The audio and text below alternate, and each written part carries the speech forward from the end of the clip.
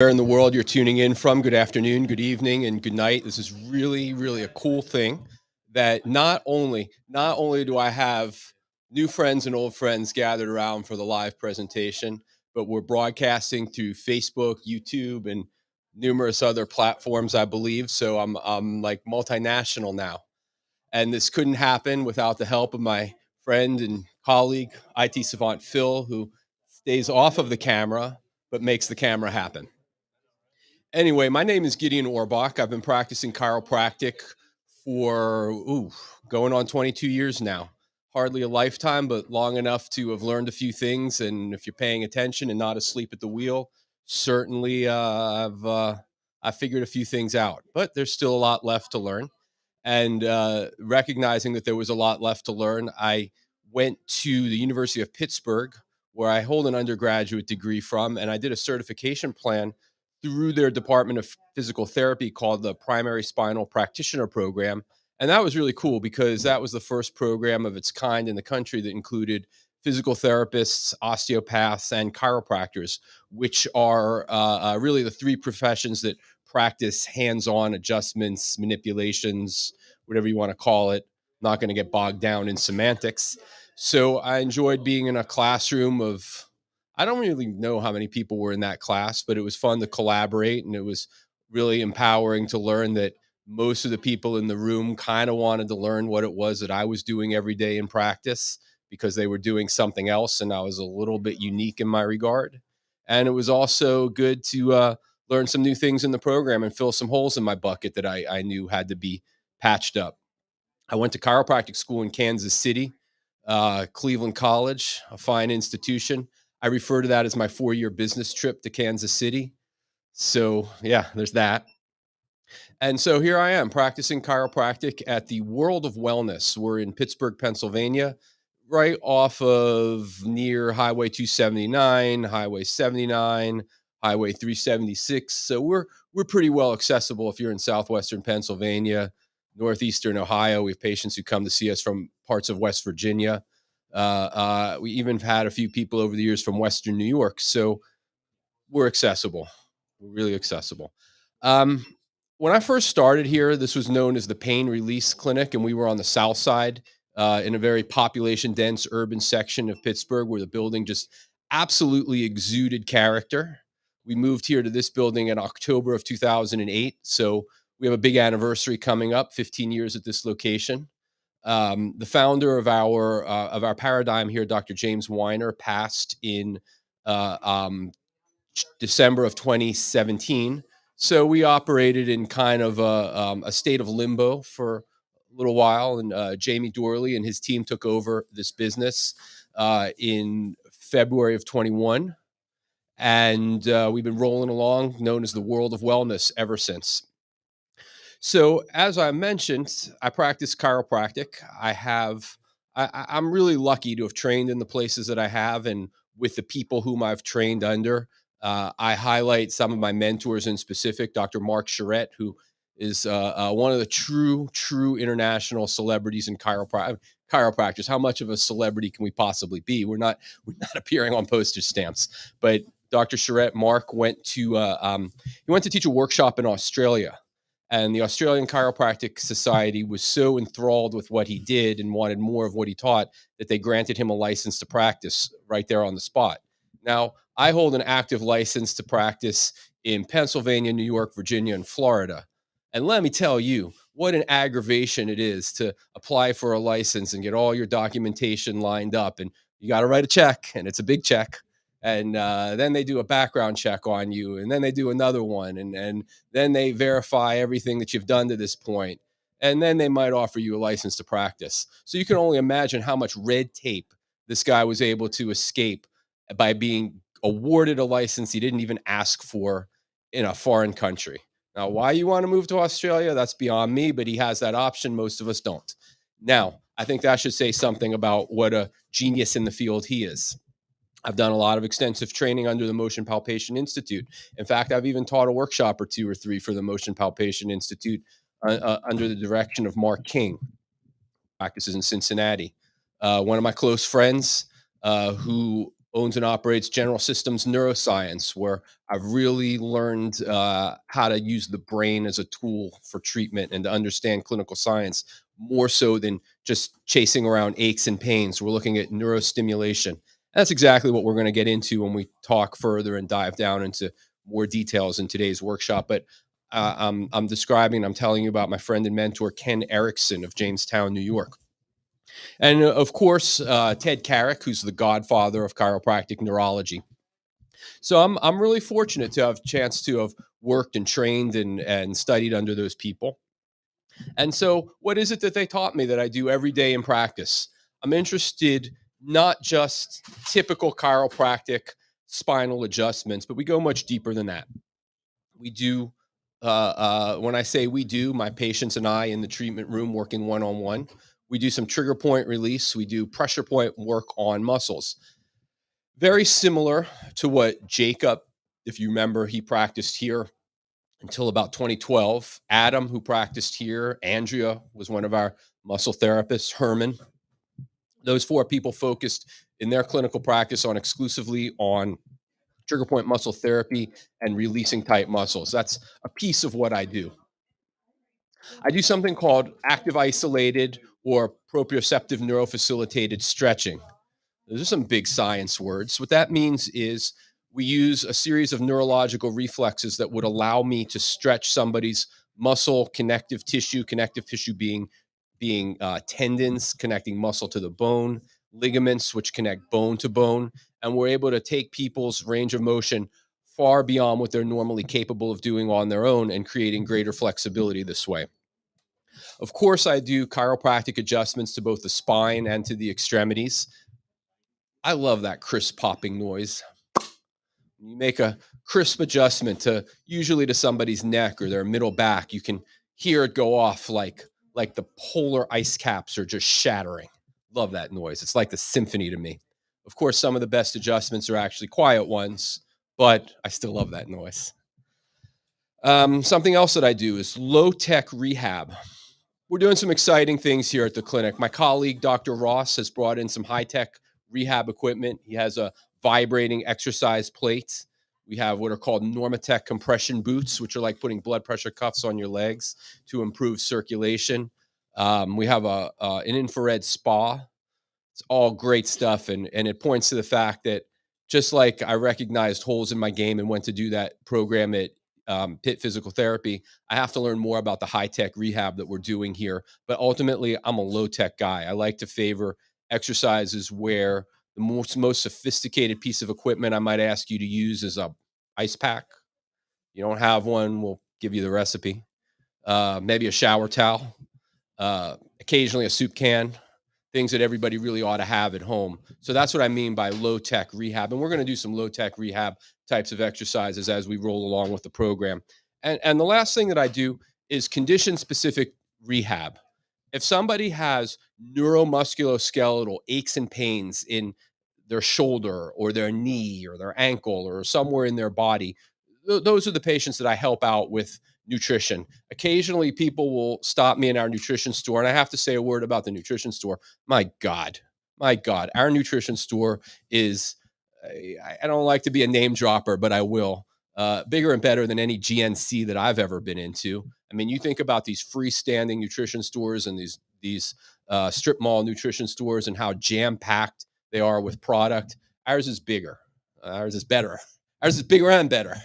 We have full lines of numerous brands. Everything is pharmaceutical grade, studied, referenced by independent laboratories, and I'm actually kind of proud to sell the product that we sell here. But if you're roaming the nutrition store and you see me and you say, Dr. Orbach, I'm having thyroid problems. What should I do? I'm probably not your guy. Um, Help you get started with a lot of things, maybe put a foundation in place. But I'm fortunate to work with some really, really good nutritionists. Alicia just started here as a nutritionist.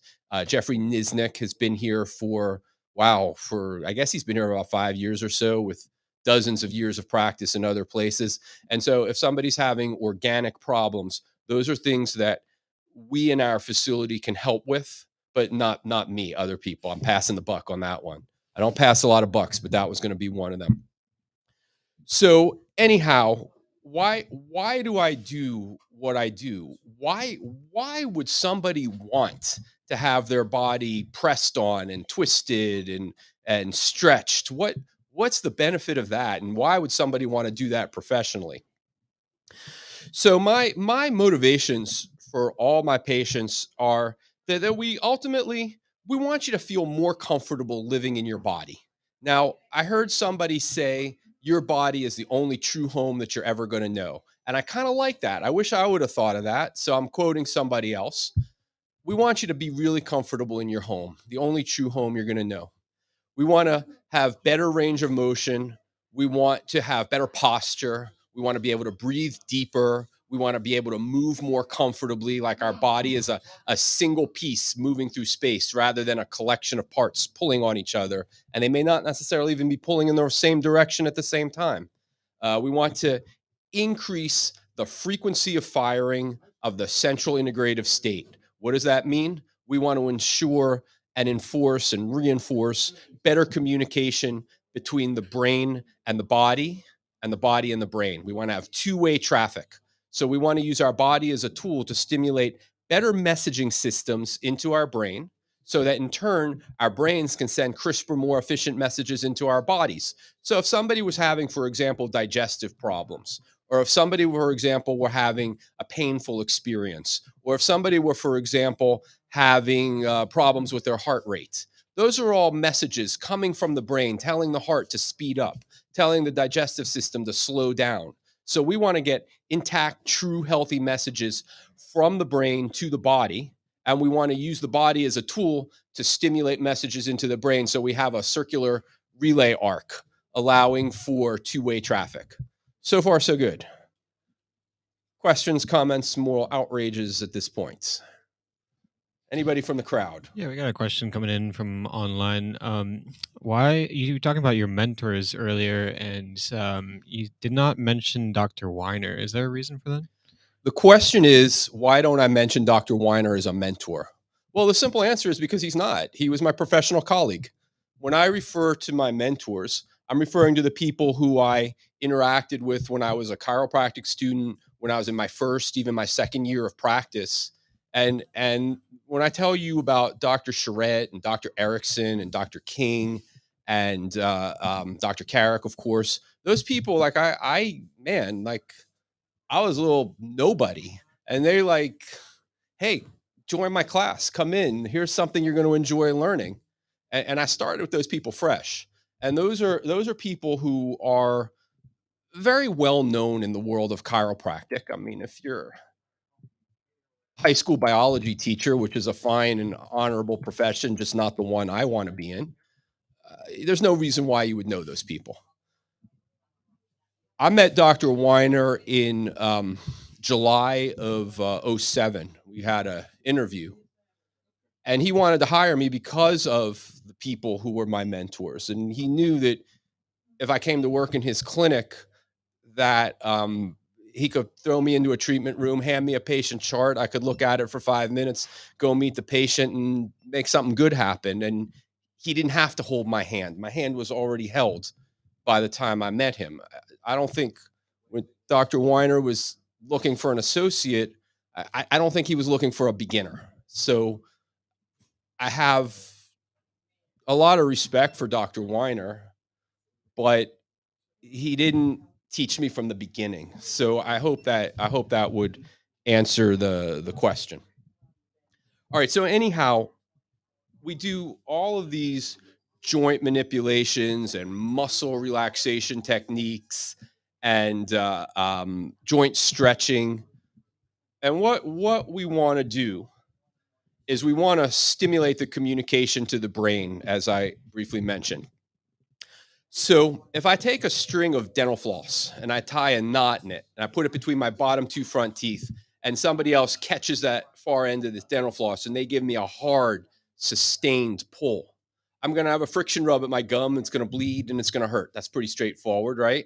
So what else is going to happen?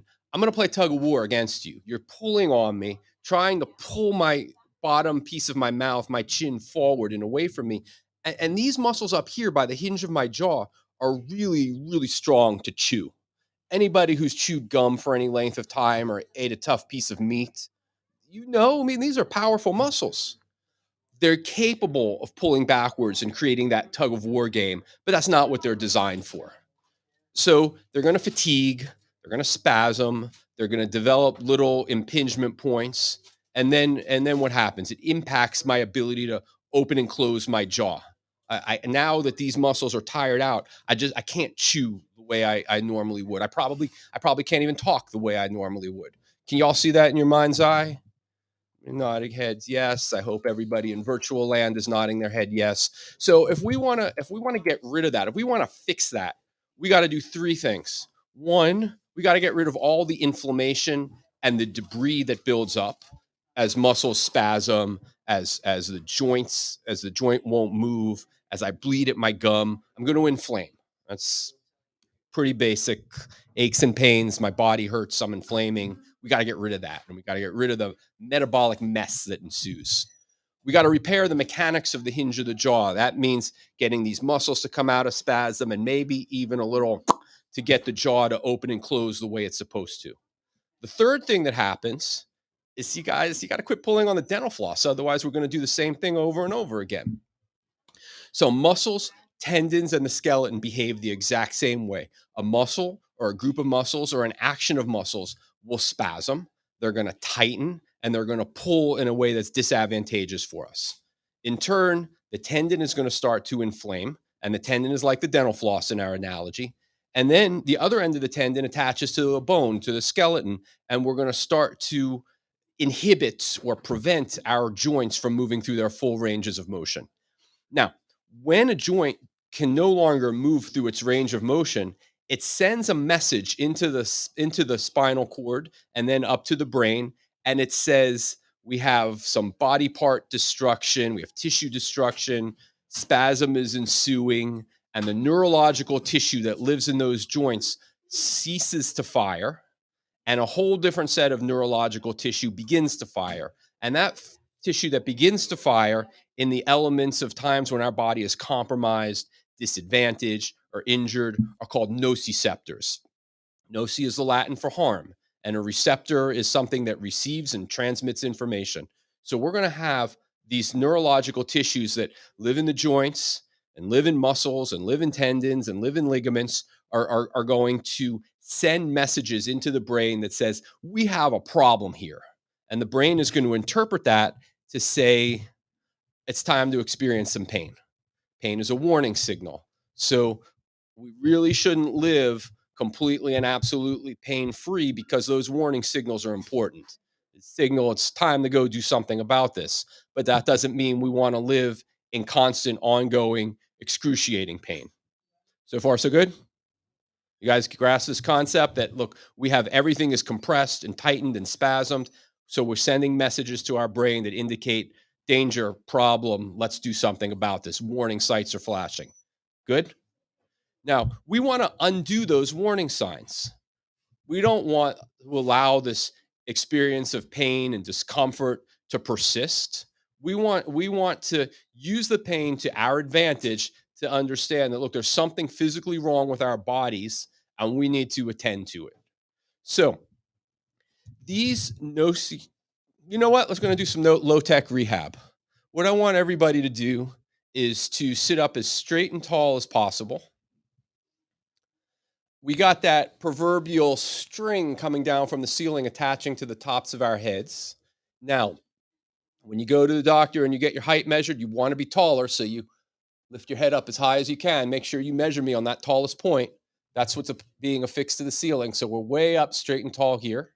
We want to take our shoulders and we're going to throw them all the way back. So I'm throwing my shoulders back. And now my shoulder blades are sinking down towards my belt in the back. Think about your shoulder blades as being a triangular shaped bone, your wing, and you're going to have them pointed towards your belt. And we're going to take our abdomen from our belt buckle up to the bottom of our chest, and we're going to be as tall and as long as possible here. And this is what really, really good posture looks like. And we certainly don't want to shrug our shoulders up. We want them relaxed back down behind us. and we're sitting here in this position. What I want everybody to do is to inhale as deeply as possible in through your nose, kind of like you're sniffling. And you can even allow your chest and your abdomen to expand and push out towards me as you're taking that big, deep breath, and our heads are up and our shoulders are relaxed and we're long in our torso. And let's blow out through our mouths. All right, let's do that again. Big, deep breath in through your nose. We're going to hold it for 1,001, 1,002, 1,003, and blow out through your mouths. One more time. Big, deep breath in through your nose. Excellent, excellent. We're in great posture here. Our bodies are relaxing into the deep breath, and blow out through your mouths. All right. How's everybody feel? A little bit relaxed? Maybe a little, yeah. That real, I got an enthusiastic yeah, and I got a that really helps. I'm 2 for 2. This is wonderful. All right, so look, if you are one of my patients and you say to me, "What exercises should I be doing?" Let me make this assumption. You don't want to go to the gym and drive through traffic, wrestle for a parking spot, hire a trainer to teach you what to do, spend an hour and a half in the gym, paying for the membership, paying for the trainer, and then make your way back home through traffic. You don't want to do that. I mean, some people are gym people and they're already there. Some people want to be gym people and they're planning on starting up. When you say to me, when my patient says to me, "Dr. Orbach, what exercises should I be doing to reinforce this treatment?" I feel like you know what you're talking about and you're not going to lead me astray. And we're going to get there from here. And you're going to be an enormous help and a big blessing for appearing in my life. I'm so glad to be here with you. But what exercises should I be doing? This is where it starts. You want to go to the gym and invest all that time and money? I'm happy to find you a trainer. I know quite a few who I think the world of. We'll get you somebody. You want to say, what can I do at home on my time in the middle of my day and just for a few minutes here and a few minutes there? That's what I hear you saying. And it all starts with deep breathing. I can't promise you that all your aches and pains are going to go away. I can't promise you that they're going to be big body transformations.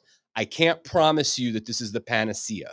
But what I can promise you is if you're doing deep breathing exercises and reinforcing your good posture while you're doing it and using your diaphragm instead of the musculature here at the front of your neck. I'm sorry? You're joining me. All right. All right. This is even like I have an enthusiastic yeah. I have a yes that helps, and I have somebody thinking out loud. I don't think it's ever been this good. I cordially invite all of you to think out loud. That being said, think about these muscles here in the front of your neck attaching to your collarbone and the top of your rib cage as being a pulley system. Why would we want to take these muscles and shorten them and use them as a pulley unnecessarily to breathe? I cannot think of one good reason. A few minutes ago, we talked about, well, what is it that we do? Well, we have this dental floss, and it's something about the pulling and his teeth and the muscles, and they all make the tendons tight, and then the whole thing explodes, right?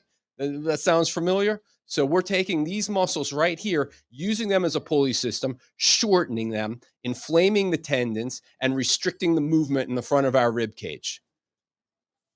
I cannot think of one good reason to do that. If anybody can, please let me know. If we are using our diaphragms to do our deep breathing, what's happening? We're forcing our body to move the way it was designed to. We're forcing ourselves into good posture. We're getting more oxygen into our body system using less effort. So if a patient comes to see me with shoulder pain, a sprained ankle, headaches, lower back pain, you name it, "Dr. Orbach, which exercises should I do?" Well, the first one is let's worry about the way you breathe. Everybody cool with that? So far, so good? All right. Questions, comments, moral outrages? Oh, Yeah, we got one more. HA plus, what role does it play in the large scheme of things? well, somebody's multiple steps ahead of me, and I like that because I really want to take a deeper dive into what we can be doing nutritionally to reinforce the What can we do nutritionally to reinforce our mechanical treatment and our low tech exercises? And the question is, what role does HA plus play in our grand scheme of things? And what I'm going to do is, uh, my friend who thought out loud. I'm going to give you a little assignment. When I start talking about nutrition, if I don't make HA plus, if I don't segue into HA plus, I want you to think out loud and remind me to say that. Would you remind me to answer that question when we get to the nutrition component? Would you do that for me? Exactly. Yes. Yes, exactly. All right, cool. All right. So what we're doing here, we're going to get back to the matter at hand. We're talking about we have this really, really good neurological tissue. Now, I take that back. Nothing is all good. Nothing is all bad. All right. We certainly might want more of one thing and less of another, but what we want less of doesn't mean that it's bad. What we want more of doesn't mean it's all good. Okay.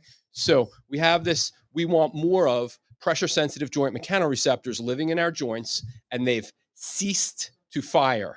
They've gone dormant on us because the muscles are tight, the tendons are inflamed, and the joints are restricted. Okay. And in turn, we've had these nociceptors start to fire. So our big circle loop is actually going counterclockwise now, and we have the wrong or communication that we don't want going through our bodies. So, what triggers nociceptors to tell our brains time to experience pain?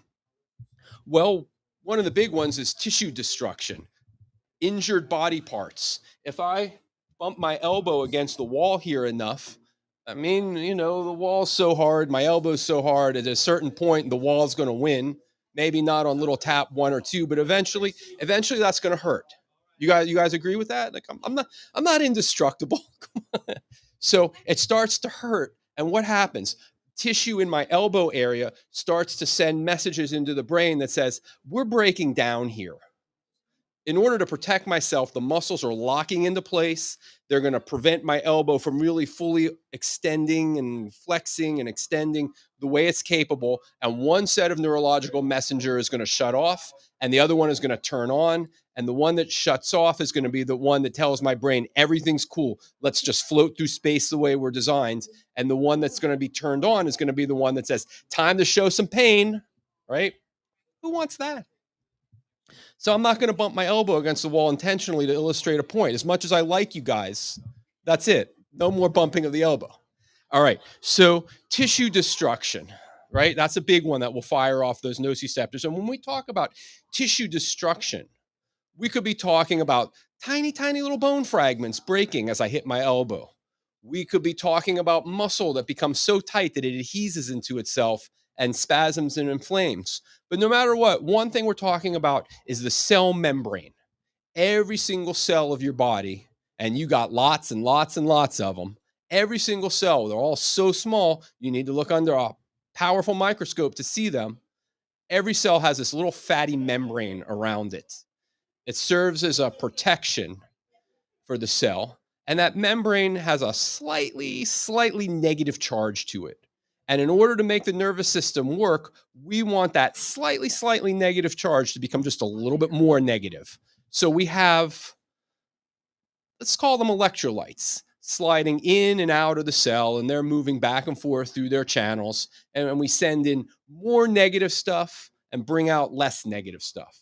And these are electrical charges that I'm talking about. Think electrolyte, think a negative charge, right? So here I am, injuring myself, creating tissue destruction on the most microscopic level. We are talking about the cell membranes. On a bigger level, I mean, certainly not macro, but certainly bigger than that micro, bone fragments being bruised and chipped, muscles tightening and spasming, muscles adhesing to tendons, to ligaments, causing the mechanoreceptor, the neurological signaling stuff that we want. We got that to calm down, and we got the nociceptors to speed up. So we got to shut these nociceptors off. What else could turn these nociceptors on? Well, pressure. They're pressure sensitive as well. So if I'm getting a little tired and I decide I want to lean into the table here, I'm not banging my elbow against the table. I like you guys, but I'm not going to hurt myself to illustrate points for you. But I'm tired. I'm just going to lean in here. And I regret to inform you, but I'm a heavyweight. So I have all my body mass in my torso leaning into a small focal point on my elbow. I'm not pounding it on the table, but I'm putting a lot of pressure into it at this point. That's going to trigger a nociceptive, that harmful signaling activation. Okay. So we want to make sure that we're getting the right types of pressure into our bodies. So if if I compress myself in here and I create all this pressure coming down into my elbow, what are we going to do clinically? We're going to figure out a way to do adjustments and manipulations and muscle work and stretching and maybe even an exercise that we're going to bring that pressure this way to reverse the torquing that we've just put down on our elbows. You guys cool with that? Good. All right. What else activates the nociceptive population? Temperature. Temperature. So I kind of like the temperature in Pittsburgh. It suits me. I mean, yeah, all right. We have a lot of overcast days. That's not up for debate. But we really have very few days here that are so brutally cold that compare to, say, Buffalo or compared to parts of New England.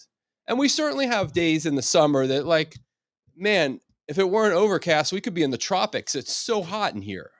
But those days, those outlier days are few and far between when you consider that over a 365-day year, it's cold in the winter, it's hot in the summer, but the extremes are they're outliers. You guys kind of agree with that? Fair to say?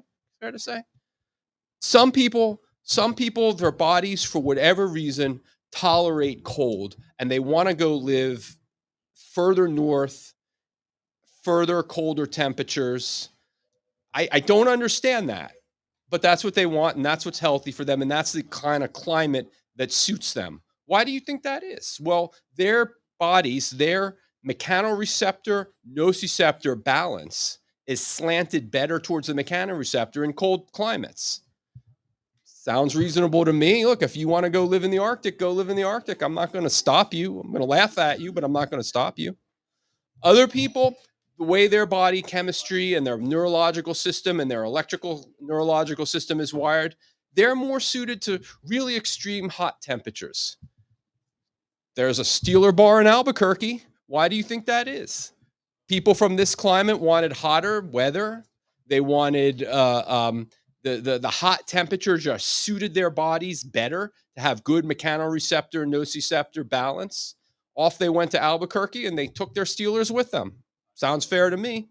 Once again, I'm going to laugh at you, but I'm not going to stop you. I like middle of the road.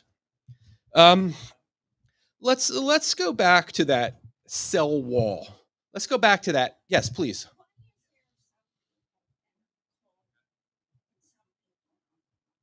All right. The question is, why are there some people that are cold and some people that are hot? Right? That's what you asked. Um, well, it has to do with how your brain perceives your environment and how your brain. You have an internal thermostat. Um, Part of your brain called the hypothalamus. It reacts to temperature, right? And so some people have chemical signaling that, regardless of the external environmental temperature, their internal thermostat is turned up, and other people have their internal thermostat turned down. Now, the prevailing theory is that this has to do with the way your thyroid, your hypothalamus, and your neurological mechanism that talks to the thyroid are out of sync with one another. And so when we encounter those patients who have those sort of I'm all hot all the time, I'm cold all the time, we start from a nutritional clinical standpoint. The place that we start with is the thyroid, and we want to know, how is the thyroid receiving messages, how is the thyroid transmitting messages, and there's a relay arc between those three parts of the system, and we pick the thyroid as the place to begin. And we might find out that everything is good, but the thyroid is just mildly deficient iodine, for example.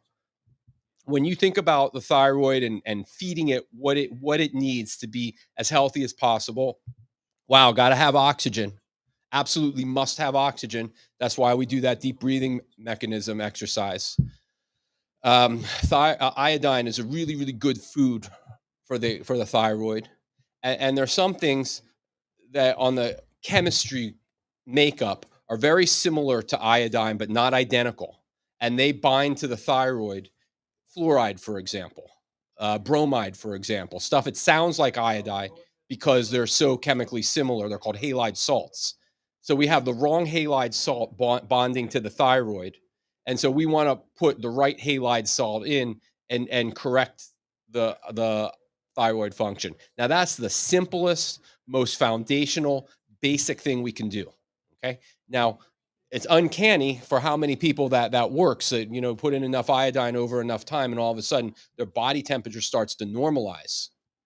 But as I said, that's just basic foundational plan. And sometimes we have to drill down deeper, and we might find out that, look, we got to do stuff with the whole endocrine system. When I say do stuff, that means nutritional supplementation. When we might have to do nutritional supplementation for an entire endocrine system, we might have to remove certain toxins from the body, and we might have to stimulate the brain. So let's start really basic and build our way up from there, instead of start with let's throw the whole pot of spaghetti at the problem and hope that some of them sticks. Okay, are you cool with that?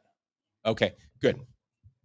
Sure, sure. So we're talking about that cell wall, that cell wall, that membrane. It's a fatty membrane, and we have to have it healthy, and we have to have it a little bit negative becoming more negative, right? So if it's a fatty wall, wouldn't it stand to reason that one of the things that's super, super important to reinforce the integrity of that wall is, let's just put a little healthy fat into the body? I like fish oil.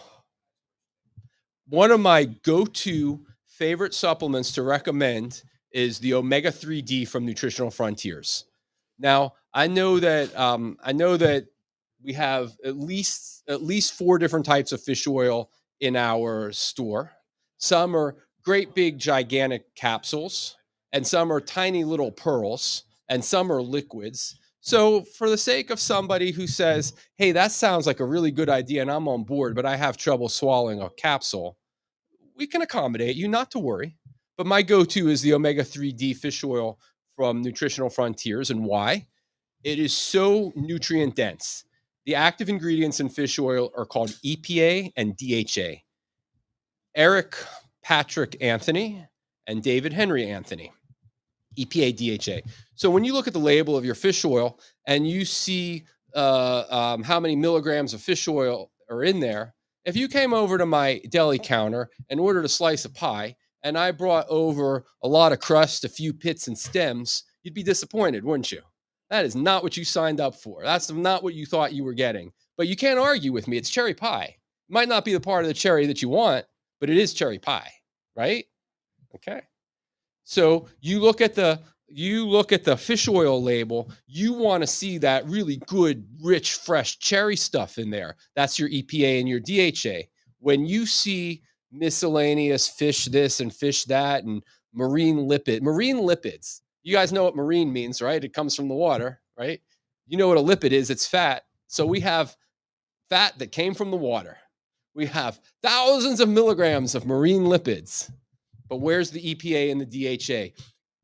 Just bought thousands and thousands of milligrams of fish oil with none of the good stuff. I would love to have you over for a slice of cherry pits and cherry stems. Okay. So when you look at the nutrient density, the omega 3D is second to none, first of all. Second of all, it's fortified with vitamin D. D is in David. Vitamin D does so many things. It mitigates so many different functions in the body. For the sake of our conversation, let's just call it immune system. It does so much more than that, but let's just say immune system. Now, vitamin D is a fat soluble vitamin. That means it does vitamin D and fat that does real well together. So why not make fish fat and vitamin D hand in hand? So we have our fish oil, which is not only fortification for the cell wall, but every nerve in your body has what's called a myelin sheath. Myelin is sort of a fatty layer that insulates and protects the nerves, right? Your brain is actually literally made of cholesterol. So when we do fish oil, we're doing nervous system protection, cell wall insulation, and we're doing brain food. Can't go wrong with that, right? Now, I've heard people, I wouldn't say they got outraged with me, but they certainly expressed their disappointment. And they said, I'm a vegan. I will not take fish oil. We'll find you an alternative. We'll find things for you to do. You might have to take 3 or 4 different metabolites in order to balance out everything that you're missing from the fish oil. But I, uh, um, I also know people who tell me that they're vegans and that they make an exception for their fish oil.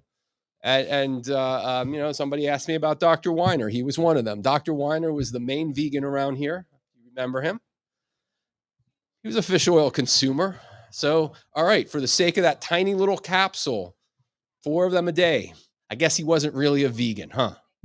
You don't surrender your title because you took fish oil capsules at our suggestion. Okay, so I can't emphasize this enough that if you appear as one of my patients and we have that conversation of what are the things that I can be doing to reinforce my treatment to make myself healthier, to just basically do better neurologically and biomechanically, I'm putting fish oil pretty close to the top of the list. Now, I asked you to remind me of something, right? My man. All right, HA plus. So the question out in online world was, what role does HA plus play in the nutrition protocol that I'm outlining and the suggestions that I'm making, and how does it fit into the picture? HA plus is awesome. HA plus is one of the proprietary blends from Nutritional Frontiers. It's HA is hyaluronic acid, and the plus means that there's other stuff in it.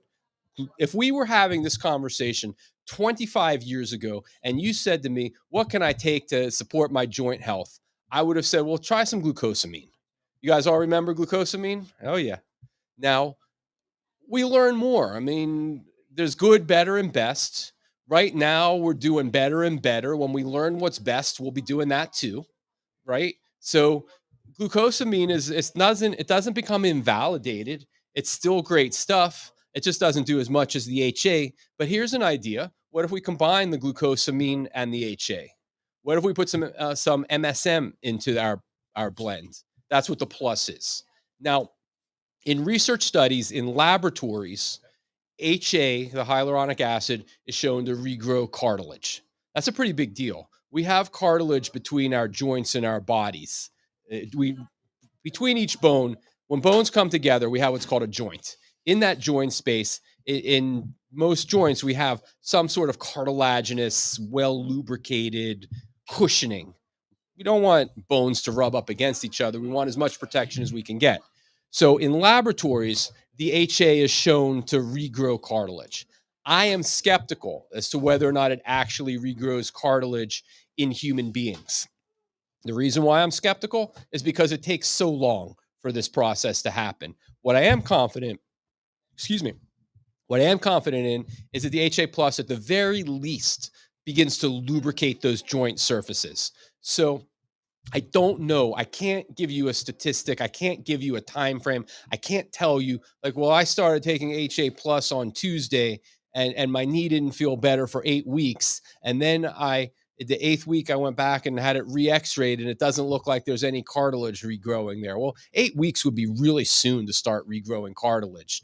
8 weeks would be in the ballpark of about right for the HA plus to become active in terms of lubricating or helping the joint surfaces lubricate each themselves. So it is a phenomenal product in the Nutritional Frontiers line that somebody asked about before we got to nutrition, and my friend in the front graciously reminded me to get to.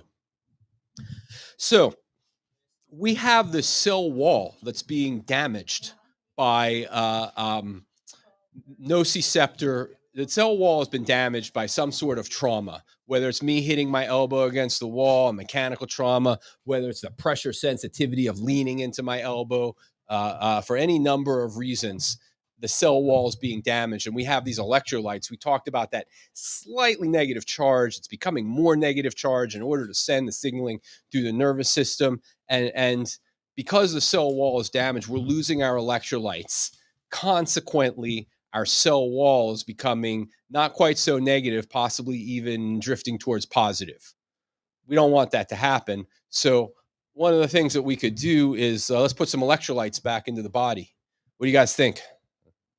Yeah, we're gonna do more electrolytes.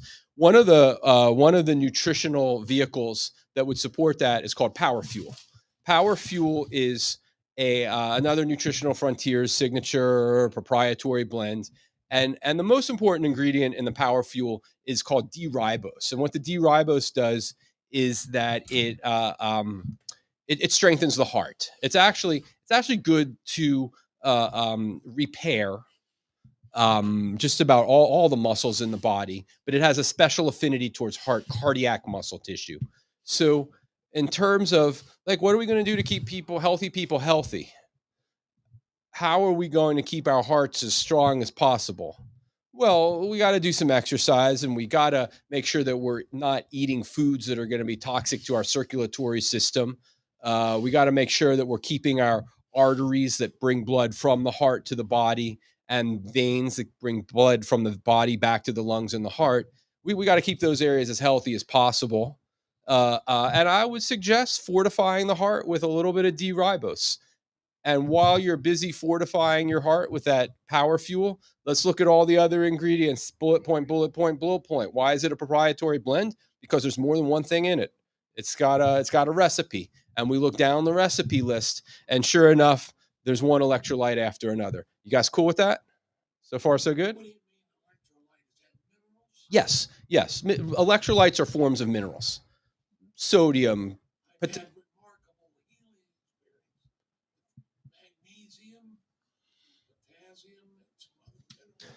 okay, so the question is, what are the electrolytes? And when you think electrolytes, think minerals, right? And the follow up was remarkable healing experience. Is that a direct quote? Um,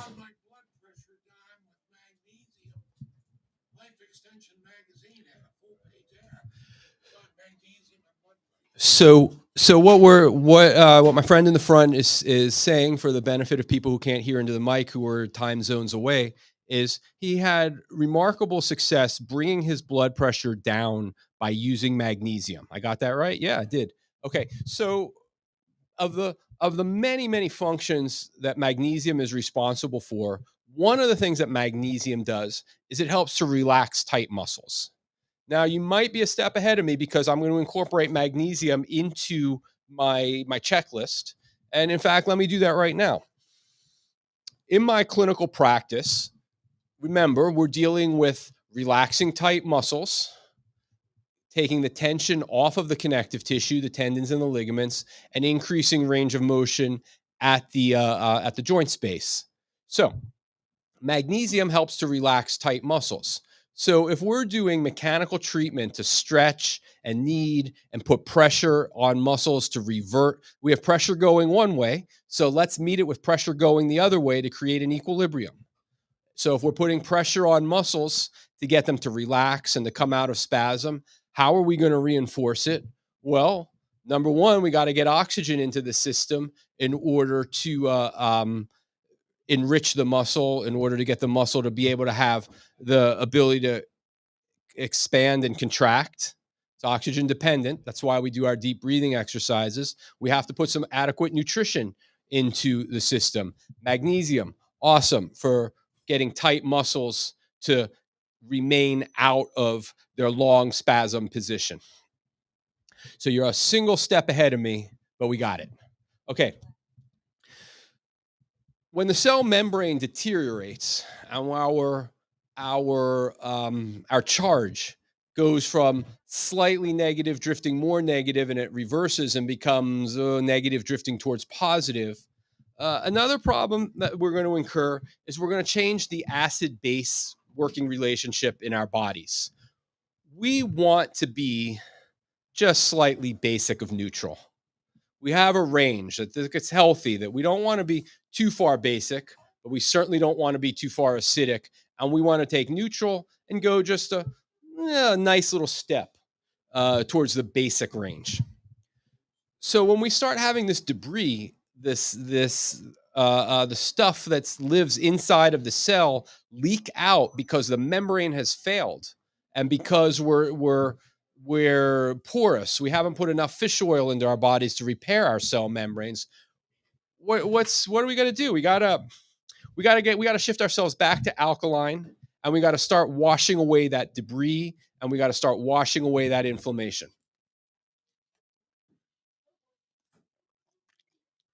Usually when I do these workshops, I have my shaker bottle that includes reds or the greens or one of the nutritional frontiers antioxidant color powders. And now would be a perfect time to have that to illustrate my point and what I'm getting at. But I was just in the mood for regular old plain water today. So we have all this debris washing out of our failing cell membranes, and our body is becoming acidic, and we don't want that. So the first thing we have to do is we have to have a strategy to wash away the debris.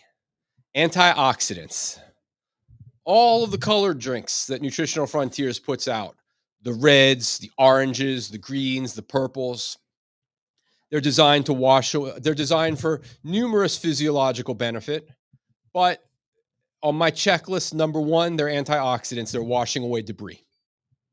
And when I say debris, I'm talking about stuff that lives inside of the cell, but was allowed to wash out into fluid that we now want to get rid of and get out of our bodies.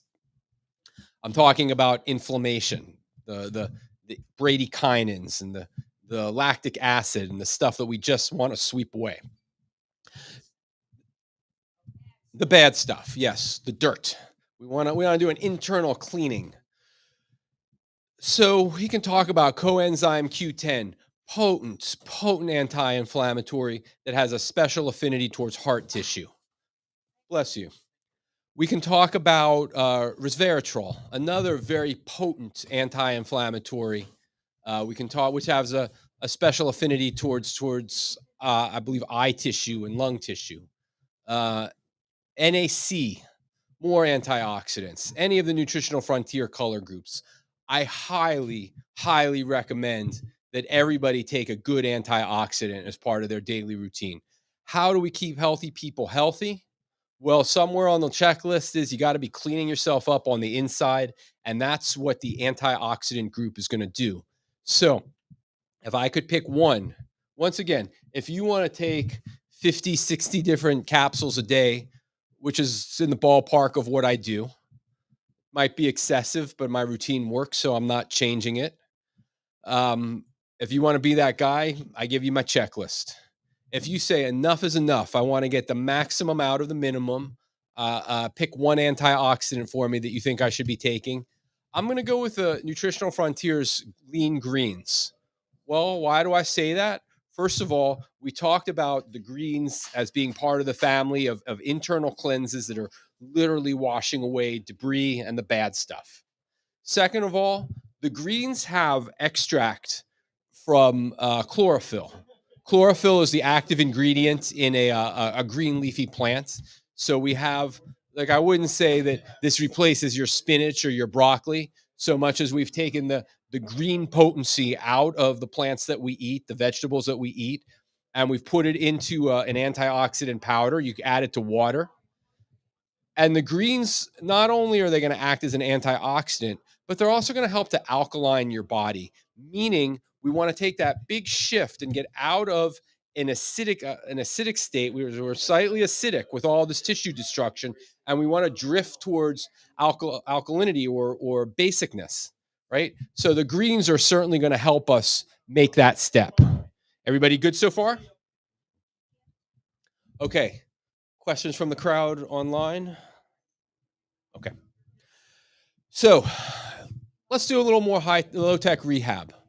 What I want is, once again, everybody's going to sit up straight and tall.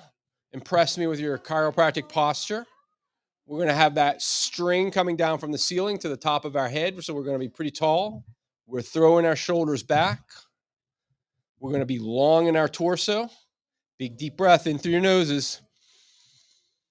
Torso expands without shoulders coming up. Shoulders stay down. And let's blow out through our mouths. Again, big deep breath in through our nose. and blow out through our mouths. One more time. And out.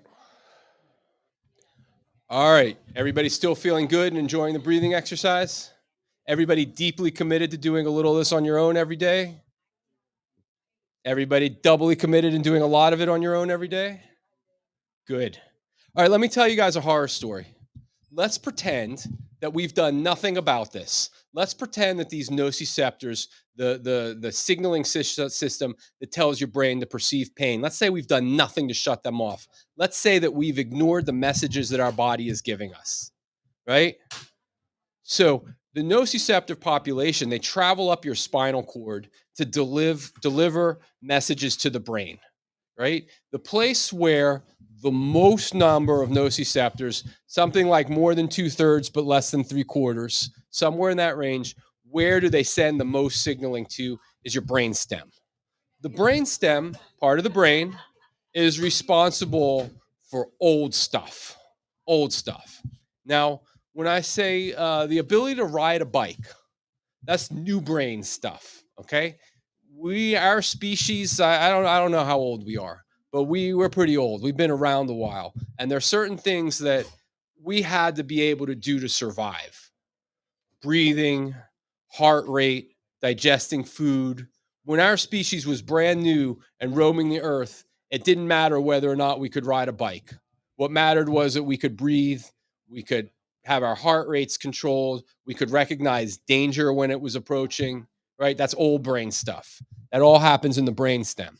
So if you have the audacity to ignore your pain and to ignore your nociceptive input that's telling your brain, like, we got to go do something about this. Let's do something different. Let's see if those people at the World of Wellness have something to offer us. If you ignore all of that, all of those nociceptive pathways, they all affect your brain stem. So we see people who have elevated blood pressure. Part of the brain stem is suppressing blood pressure. We see people who have digestive problems. Can't do digestion and absorb your nutrients. The brainstem is telling your digestive tract to work. We have people with elevated heart rates, bad breathing mechanics, the inability to sleep, restlessness. It's all brainstem stuff, and it's all triggered by too much nociceptive activity going on. So that would be a horror story to me. So how many times do you think somebody would say, I don't understand why my blood pressure fluctuates so much?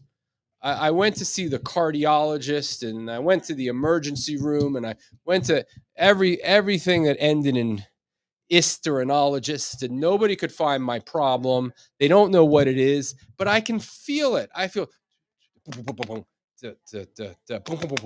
and they can't tell me why. The problem is not cardiovascular. Maybe the problem is not the heart. Maybe the problem is the signaling from the nervous system to the heart. And because this person has had the audacity to ignore the messages that their body is sending them, it got out of hand. This is a profile of a patient that we see frequently. People who come in who are angry, they're upset, their bodies hurt. There's no good reason for them to explain why. They haven't been injured. They haven't been in a car accident or a slip and fall, and they can't figure out why they hurt so much, and they can't figure out why their blood pressure is through the roof, and they can't figure out why their doctors haven't been able to figure out their problems, and they can't figure out why they had to go see so many doctors, and each one of the doctors suggested a different medication, and nothing has helped. We see a lot of those people. Please don't be one of them. Yes. I had a personal testimony about that. 2.5 years ago, I had tachycardia. I'd be in my kitchen or in a grocery store line, I'd feel my heart go boom, boom, boom. This would last for 2 or 3 minutes. Mm-hmm. So I had an echocardiogram and electrocardiogram. They said your ejection fraction is fine. Mm-hmm.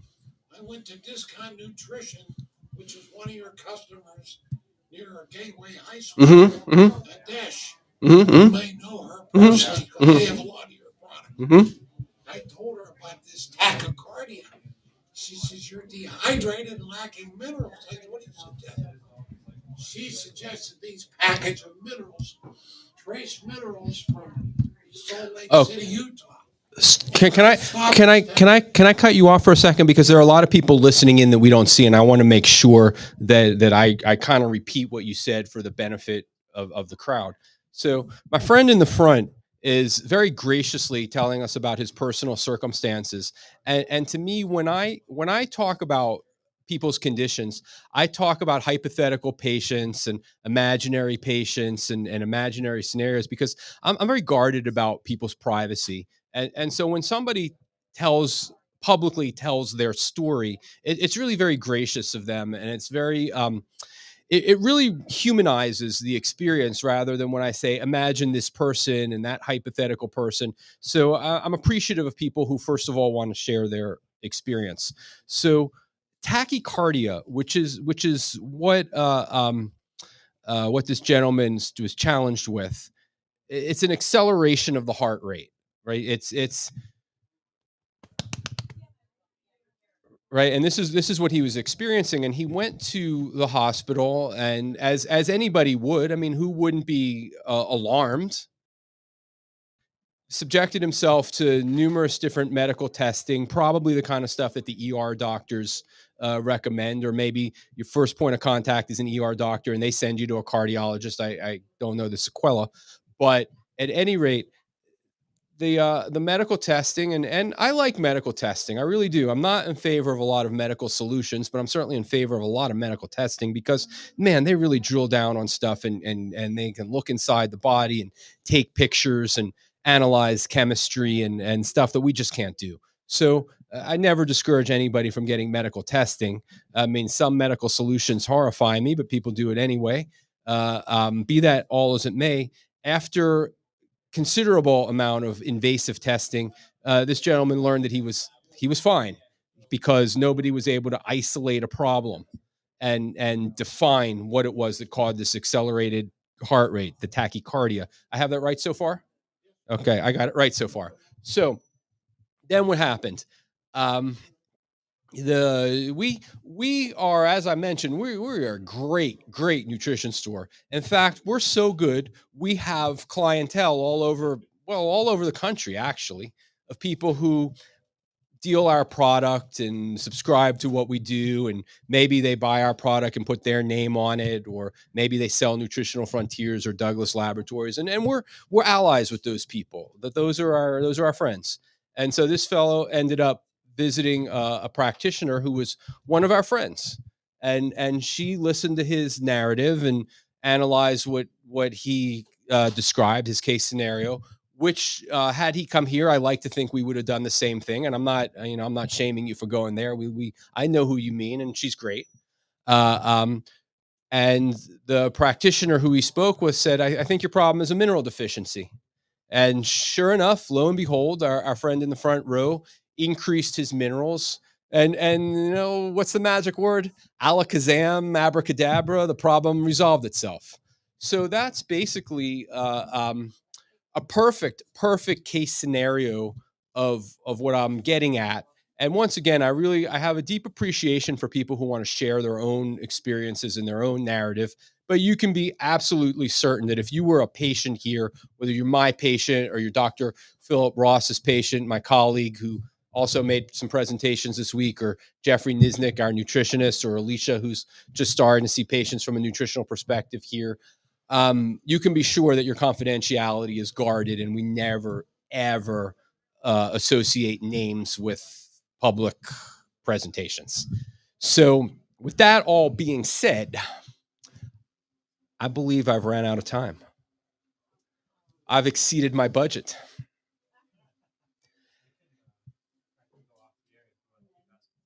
Okay, so we're gonna do that. We're gonna go off the air, and if there are any other questions, I can entertain them. And if not, I guess not.